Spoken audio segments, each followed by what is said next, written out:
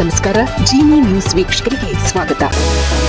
ಅಹಮದಾಬಾದ್ನ ನರೇಂದ್ರ ಮೋದಿ ಕ್ರೀಡಾಂಗಣದಲ್ಲಿ ನಡೆದ 2026ರ ಟಿ20 ವಿಶ್ವಕಪ್ ಫೈನಲ್ ಪಂದ್ಯದಲ್ಲಿ ಭಾರತ ತಂಡವು ನ್ಯೂಜಿಲೆಂಡ್ ತಂಡವನ್ನು 96 ರನ್ಗಳ ಭರ್ಜರಿ ಅಂತರದಿಂದ ಸೋಲಿಸಿ ಇತಿಹಾಸ ನಿರ್ಮಿಸಿದೆ.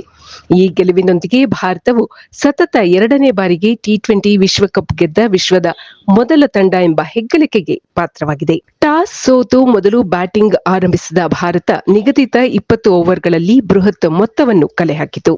256 ರನ್ಗಳ ಬೃಹತ್ ಗುರಿ ಬೆನ್ನಟ್ಟಿದ ನ್ಯೂಜಿಲೆಂಡ್ 19 ಓವರ್ಗಳಲ್ಲಿ 159 ರನ್ಗಳಿಗೆ ಆಲ್ಔಟ್ ಆಯಿತು. ಕಿವೀಸ್ ಪರ ಟಿಮ್ ಸೈಫರ್ಟ್ ಮತ್ತು ನಾಯಕ ಮಿಶೆಲ್ ಸ್ಯಾಂಟನರ್ ಹೋರಾಟ ನಡೆಸಿದರೂ ತಂಡವನ್ನು ಗೆಲುವಿನ ದಡ ಸೇರಿಸಲು ಆಗಲಿಲ್ಲ. ಭಾರತದ ಪರ ಜಸ್ಪ್ರೀತ್ ಬುಮ್ರಾ 4 ವಿಕೆಟ್ ಹಾಗೂ ಅಕ್ಷರ್ ಪಟೇಲ್ 3 ವಿಕೆಟ್ ಪಡೆದು ನ್ಯೂಜಿಲೆಂಡ್ ಬ್ಯಾಟಿಂಗ್ ಬೆನ್ನೆಲುಬು ಮುರಿದರು. ಭಾರತಕ್ಕೆ ಇದು ಒಟ್ಟಾರೆ 3ನೇ ಟಿ20 ವಿಶ್ವಕಪ್ ಟ್ರೋಫಿಯಾಗಿದೆ. 2007, 2024 ಹಾಗೂ 2026ರಲ್ಲಿ ಭಾರತ ವಿಶ್ವಕಪ್ ಟ್ರೋಫಿ ಪಡೆದಿದೆ. ಸೂರ್ಯಕುಮಾರ್ ಯಾದವ್ ನೇತೃತ್ವದ ಸೂರ್ಯ ಪಡೆ ಸತತವಾಗಿ 2 ಬಾರಿ ಚಾಂಪಿಯನ್ ಆಗುವ ಮೂಲಕ ಹೊಸ ದಾಖಲೆ ಸೃಷ್ಟಿಸಿದೆ.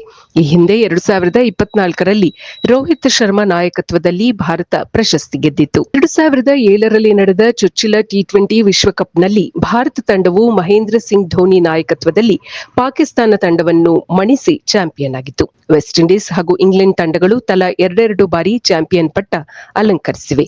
ಆದರೆ ಭಾರತ ತಂಡವು ಸತತ 2 ಬಾರಿ ಫೈನಲ್ ಟ್ರೋಫಿ ಸೇರಿದಂತೆ ಒಟ್ಟು 3 ಬಾರಿ ಟ್ರೋಫಿ ಗೆದ್ದ ಸಾಧನೆ ಮಾಡಿದೆ.